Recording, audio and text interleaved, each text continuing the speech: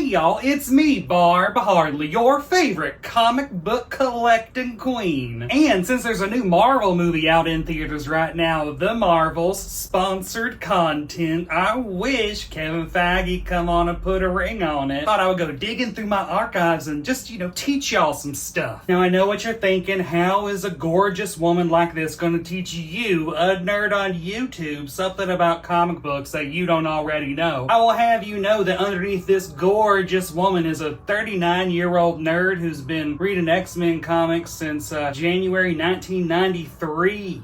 And he was so dedicated to the hobby that he has lugged almost 6,000 comic books from one New York apartment to the other, much to his husband's chagrin. And if you look closely, I am wearing Captain Marvel's colors: gold, red, and blue. I'm also wearing a wig that I styled for the very first time, so she's talented. Multiple interests. Ooh, courage. Oh yeah. Oh yeah. Before I get started, here's a little bit of a spoiler warning for all of you that haven't seen the movie yet. So if you don't want to know what happens after all those names start rolling up on the screen, stop watching. I'll wait. Are you trying to remember if you saw the movie or not? Are you weighing how invested you are in the plot? Or am I worried that the title of this video has already spoiled the movie? Whatever, if you're worried about spoilers, you should have stopped watching by now, but go on and like, subscribe, and come on back and watch this video once you've seen the Marvels. It's like a little sash, kind of like the one that Carol wears. Oh, my bra's showing. Now, before we get started with the mid-credit scene, I actually do want to show you just how big of a Carol Danvers fan I am. And, gotta be a pretty big fan in order to do this to yourself. I should zoom in for this. We'll start with Carol Danvers' very first appearance, Marvel Superheroes number 13. How do I get to focus on it? There we go. This comic is very hard to find. I found it at San Diego Comic-Con a couple years ago. Every now and then when I go to a con, I like to give myself a mission, like I'm going to find Marvel Superheroes number 13. And I hit up every single shop that I could on a Sunday, and I found one. It's in very bad condition. Whoever owned this before me went to the page that has Carol Danvers on it and colored her lips in red with like a crayon. So you can't tell me that Dragon Comics aren't connected.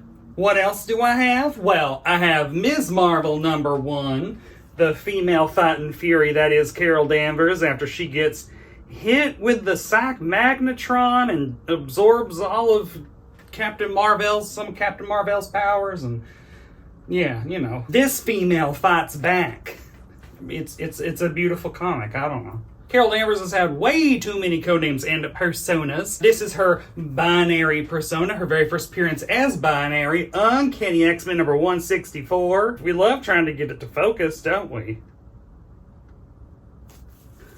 This is when Carol Danvers was basically a member of the X-Men, mainly because Chris Claremont, the longtime writer of X-Men, was also writing Ms. Marvel, and then he got canceled out from under him, and he was like, well, I'm still gonna use her. And then he took her to space with the X-Men, and they fought the Brood, and then she turned into binary. And then she spent years hanging out with Cyclops' extremely hot dad.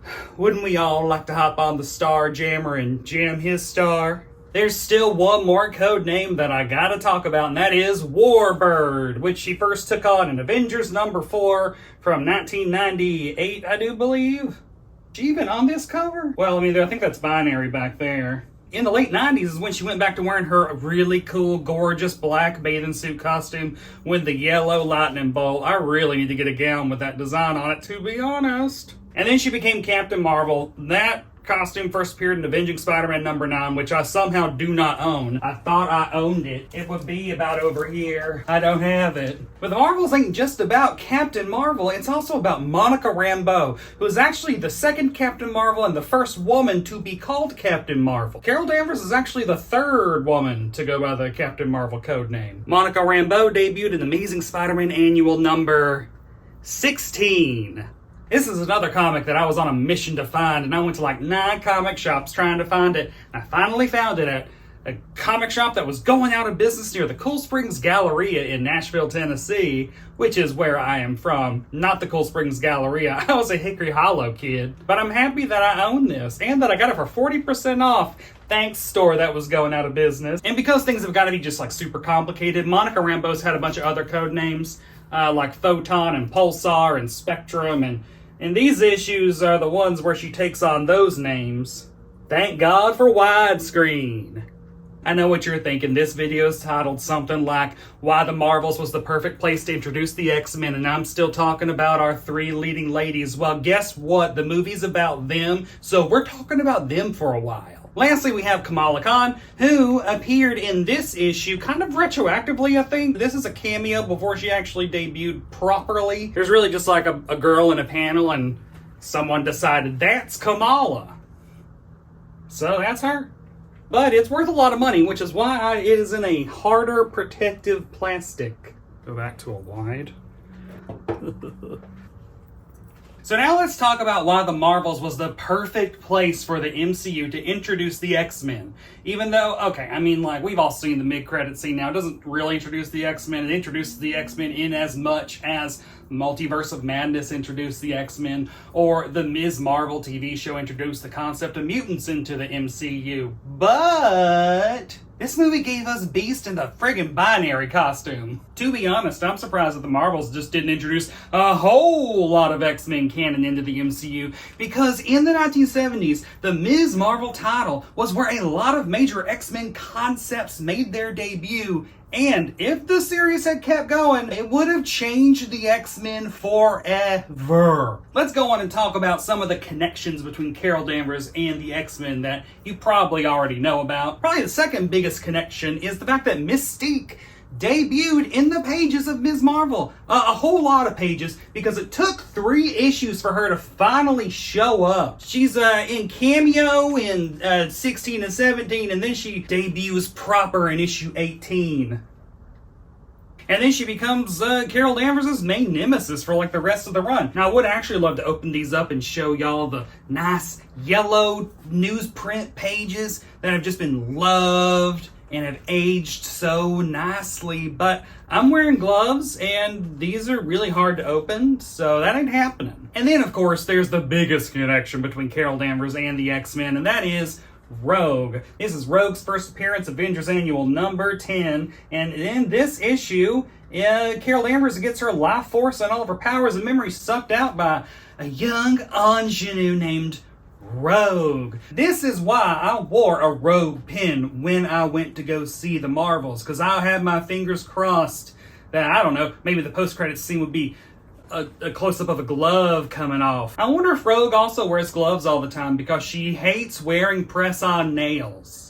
Now we're to the part that not a lot of people know about, because it would have only happened if Ms. Marvel hadn't been canceled with issue number 23. How do we know that this is what would have happened? Because Chris Claremont wrote issues 24 and 25, and both of those issues ended up published in the early 90s as part of the Marvel Superheroes Anthology series. Summer 1992, and here's Carol Danvers fighting Sabretooth, and then in fall 92, they reprinted issue 25 in this, which she's not on the cover, but her name is at the top of the issue. But if Ms. Marvel hadn't been canceled and we got in 24 and 25, well, I mean, this would have given us an early appearance of Sabretooth, which, you know, he's a hairy good guy. I don't know. He's, you know, people like Sabretooth, whatever. The real important one is what would have been issue 25, which is a comic book that would have introduced Pyro, Avalanche, Rogue, and the inner circle of the Hellfire Club. I mean, this one issue, if it had been published, would have started off so many storylines that became the definitive X-Men storylines of all time. I'm not joking. Oh my god, can I actually open this? Ugh. I keep my expensive comics in harder, thicker Mylar bags, because when something's worth a lot of money, you want to cover it in hard, thick Mylar. I wanted that to be like a double entendre, but it did not work out. It's a totally new experience, flipping through a comic book while wearing opera gloves. Okay, I mean, so first of all, it starts off with this really cool cover. Well, I guess what would have been the cover. No, this is an illustration by Mike Vosberg, who was the original artist, but in 1992. So this is what he would have drawn if he'd had 13 years to think about it. Can I just go one page at a time? Oh no. One page. We got Mystique. This is why most ladies have a nice man in a gold Speedo next to them to turn the pages for them. I mean, it is just wild. Like, in this issue, she goes to an abandoned warehouse and she finds Harry Leland, Donald Pierce, and Tessa just hanging out there scheming. They're basically as imposing as Shredder and the Foot Clan. This would have been the Hellfire Club's first appearance. Harry Leland uses his mass-shifting powers to death drop her. Then after we meet the Hellfire Club, we go back to Mystique, who goes home, says hi to her lesbian life partner, Destiny. This would have been her first appearance. Then she goes in and checks in on her adopted daughter, Rogue. This would have been her first appearance. And then she walks downstairs. They got a huge house. And who's sitting in the living room but Pyro and Avalanche, another couple of gays? I mean, come on, read between the lines. And then after that, there's a full-fledged battle between Carol and Pyro and Avalanche and the Brotherhood of Evil Mutants. And then the most important development, Rogue attacked Carol Danvers and stole her powers.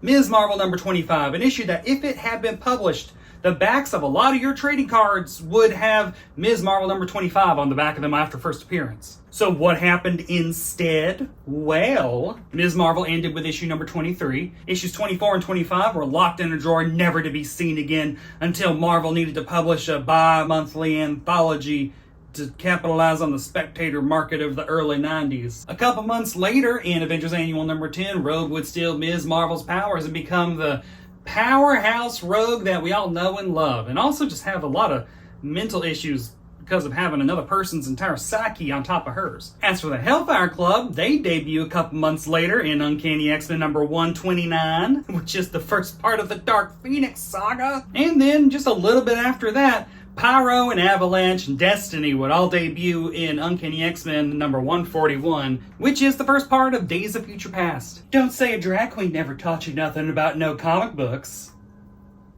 That make any sense?